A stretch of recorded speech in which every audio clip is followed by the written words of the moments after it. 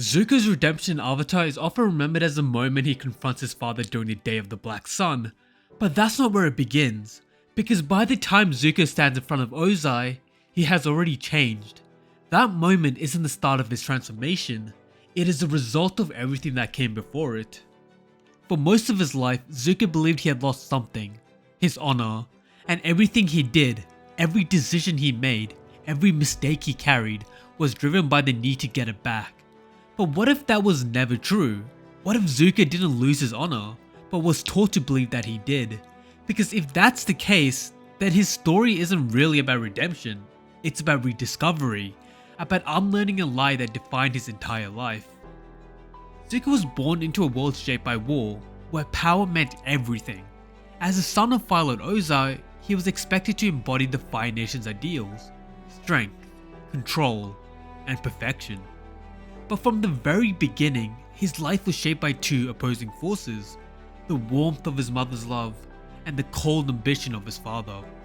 These weren't just influences, there were two completely different paths laid out in front of him, long before he understood what either of them meant. He grew up in the shadow of Azula, a prodigy who represented everything the Fire Nation valued: precision, power, perfection. To Ozai, she was everything a child should be. Zuko, in comparison, was none of it. But this wasn't just disappointment, it went deeper than that. When Ursa suspected Ozai was reading her private letters, she tested him by writing that Zuko wasn't his son.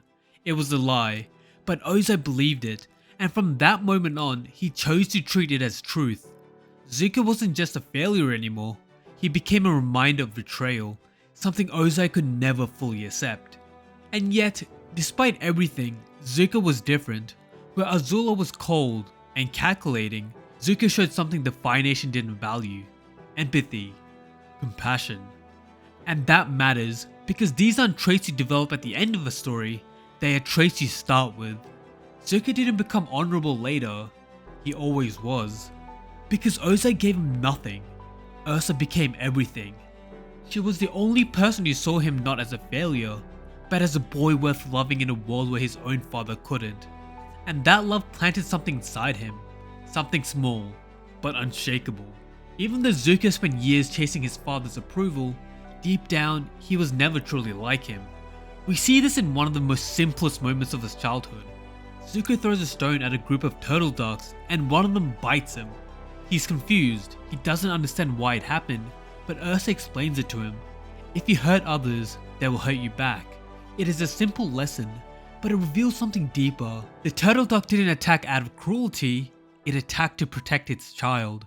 Just like Ursa, who spent her life trying to protect him.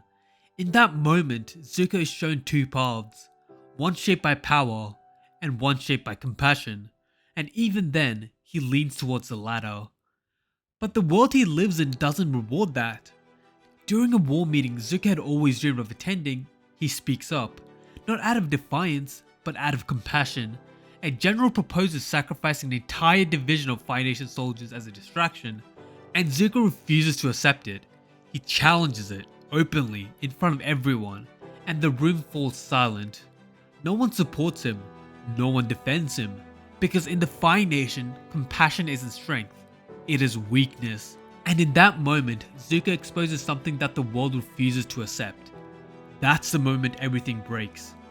Not because Zuko did something wrong, but because the world around him cannot recognize what he did as right. The lie became cemented, that compassion makes him weak, that honor means power, that to be worthy, he has to become someone else. When he's summoned to the arena, Zuko expects to face the general he challenged, but when he looks up, he realizes the truth. He wasn't merely challenging a general, he was challenging his father. And everything changes. Zuko doesn't fight, he doesn't attack, he doesn't even try to defend himself. He drops to his knees and begs for forgiveness, not because he is weak, but because he refuses to raise the hand against his own father. And in that moment, Zuko shows more honor than anyone in that arena. But Ozai doesn't see honor, he sees failure. So he punishes him, burns him, permanently scarring his face, then strips him of everything, his title, his home, his identity, and replaces it with a single purpose: capture the Avatar and restore your honor. But here's the truth, Zuko didn't lose his honor in that arena. That was the moment he proved he had it. Because honor isn't obedience, it isn't power, it isn't fear, it is choosing what is right, even when it costs you everything. And that's exactly what Zuko did. But instead of being recognized for it, he is punished for it, exiled, cast out, and forced to chase something he never actually lost.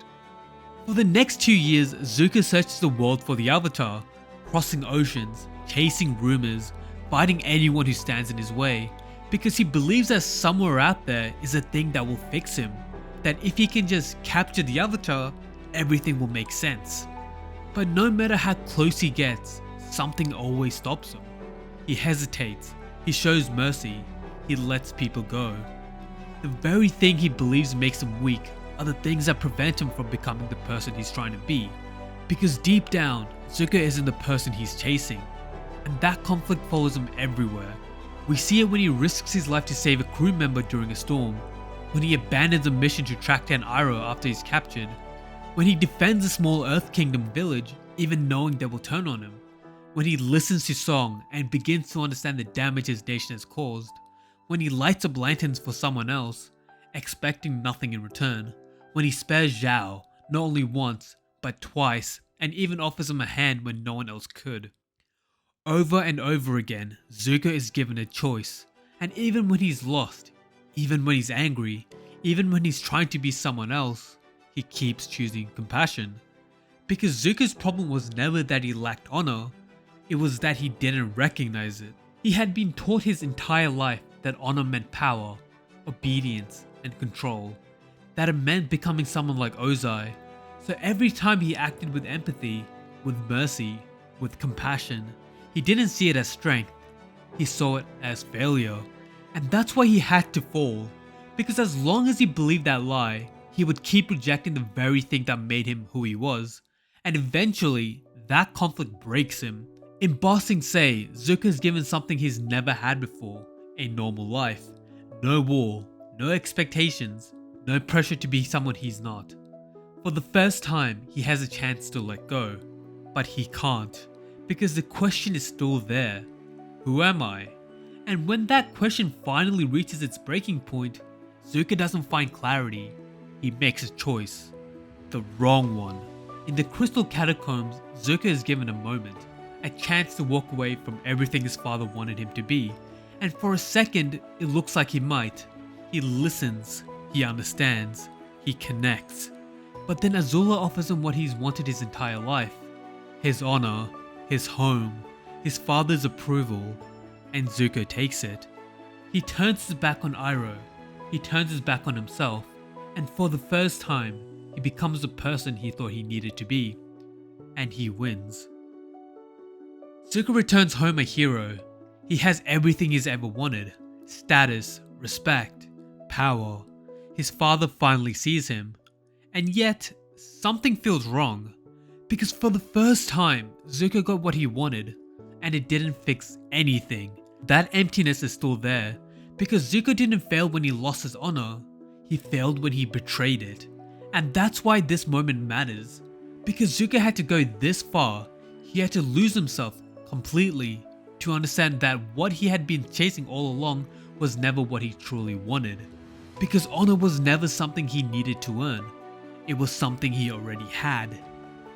From the moment he spoke up in the war meeting, from the moment he refused to fight his father, from every moment he chose compassion over power, that part of him never disappeared. It was just buried under fear, expectation, and the need to become someone he was never meant to be. And in the end, he proves it one last time. During the final Agni Kai, Zuko is about to become the Fire Lord. Everything he once chased is finally within reach. But when Azula turns and strikes at Katara, Zuko doesn't hesitate. He steps in front of her, taking the lightning meant for someone else. In that moment, he doesn't choose power, he doesn't choose status, he doesn't choose the throne. He chooses her, and that choice says everything. Because Zuko was never chasing power, he was trying to understand who he was. And when he finally confronts Ozai, he doesn't beg, he doesn't chase approval, he doesn't try to prove anything. He chooses, He chooses to walk away. He chooses to stand against him. He chooses what is right. Because Zuko was never meant to restore his honor. He was meant to realize he never lost it.